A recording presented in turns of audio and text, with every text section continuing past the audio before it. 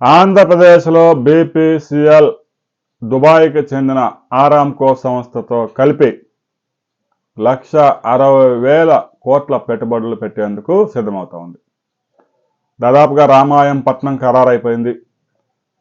వెనుకబడిన ప్రాంతం కావడంతో పాటు రామాయంపట్నంలో పరిస్థితులు అనుకూలంగా ఉన్నాయి.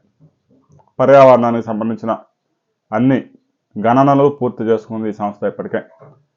రాబోయే 4-5 సంవత్సరాల్లో అక్కడ 11 మిలియన్ టన్నుల సామర్థ్యంతో, అంటే ముడి చమురుని డీజిల్ పెట్రోల్గా మార్చి, అంటే చమురు శుద్ధి కర్మాగారాన్ని మల్టీ కాంప్లెక్స్ని నిర్మించేందుకు బీపీసీఎల్ సిద్ధమైంది. ఇక బీపీసీఎల్ దుబాయ్లో ఇప్పటికే పేరెన్ని కన్నా ఆరామ్కోతో టైఅప్ అయింది. ఆ సంస్థ దుబాయ్లో చాలా పేరుంది. ఆ సంస్థతో టైఅప్ పెట్టుకుంది. ఎందుకంటే టెక్నాలజీ కూడా అవసరం అవుతుంది కాబట్టి ఆ సంస్థ కూడా పెట్టుబడులు పెట్టడానికి ముందుకు వచ్చింది. పీపీపీ మోల్లో రామాయంపట్నంలో రాబోయే కొద్ది రోజుల్లో బీపీసీఎల్ శంకుస్థాపన చేయబోతా ఉంది.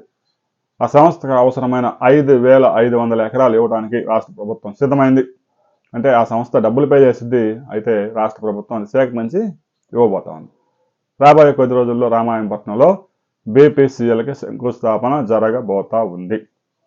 ఇక విశాఖలో జనవరి 8వ తేదీ ప్రధానమంత్రి ఒక 2 అతి భారీ పరిశ్రమలకు శంకుస్థాపన చేయబోతా ఉన్నారు. రైల్వే జోన్ కూడా శంకుస్థాపన చేయబోతా ఉన్నారు.